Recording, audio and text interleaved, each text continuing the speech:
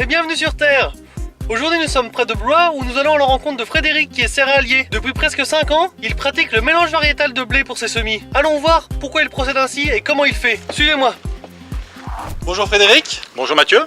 Est-ce que tu peux nous expliquer où on se situe aujourd'hui? Alors on est sur la commune de Tenay, dans le Loir-et-Cher, au sud de Blois. Quel type de sol sur ton exploitation? Alors ici c'est plutôt des limons hydromorphes, limons battants, avec un petit peu de tendance argileuse et sableuse, suivant les différentes parcelles. Et qu'est-ce que ça implique techniquement? Alors techniquement, fait que par rapport à des rendements qui sont très hétérogènes, j'ai décidé de passer sur des mélanges de variétés en blé tendre. On va voir ça? Tout à fait. On y va. Combien t'en sèmes et comment tu choisis? Alors je choisis essentiellement 4 variétés. Tous les ans j'essaie de renouveler un petit peu ce mélange. J'essaie de choisir par rapport à un critère de précocité quand même assez homogène, donc avec une différence de 1 point maximum. J'essaie de prendre des variétés qui ont des sensibilités différentes par rapport, notamment la septoriose, la fusariose, pour qu'elles soient un petit peu complémentaires. Donc ça c'est un premier critère. Le rendement ne rentre pas vraiment en ligne de compte, même si forcément j'essaie de prendre des variétés quand même qui se trouvent en tête de peloton, mais c'est pas le critère numéro 1. C'est plutôt la sensibilité maladie et surtout une complémentarité au sein des variétés pour pouvoir justement lutter contre les maladies naturellement entre guillemets par rapport à ça. Quel avantage ça t'offre de mélanger ces 4 variétés sur le restant de l'itinéraire technique?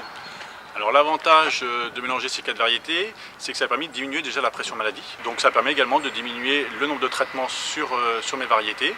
Donc généralement je passe qu'un seul fongicide tout au long de la campagne. À quel moment tu le passes?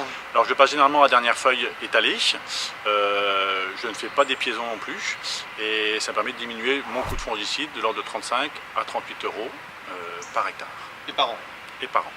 Je fais également du bas volume, donc il faut de l'hygrométrie, il faut pas de vent, donc c'est vraiment des traitements qui ont lieu le matin, enfin dans la nuit. Donc je préfère décaler d'une journée ou de 2, parce que je sais que je peux le faire, parce que je sais que justement il n'y a pas la pression maladie qui est là, et par contre me mettre dans de très bonnes conditions pour pouvoir réaliser les traitements et surtout être très efficace. Et également par rapport à l'organisation des chantiers de semis. Plus de gestion en disant dans telle parcelle je vais faire telle ou telle variété. Là je m'occupe ni de la parcelle ni d'autre chose, je pars semer et puis voilà, tout simplement. Comment tu résous le problème effectivement des PMG différents de chaque variété? Alors pour les PMG je fais une cote entre guillemets mat taillée, c'est-à-dire que je prends la moyenne des 4 variétés et puis je divise par 4 tout simplement. Et puis ça me permet de faire un PMG moyen. Voilà, on n'est pas non plus à 10 grains ou 20 grains au mètre carré plus par rapport à d'autres variétés. Nous remercions Frédéric pour son accueil, ainsi que pour les précieuses indications qu'il a pu nous fournir sur le mélange variétal de blé. Et moi je vous retrouve bientôt pour un prochain épisode de Bienvenue sur Terre.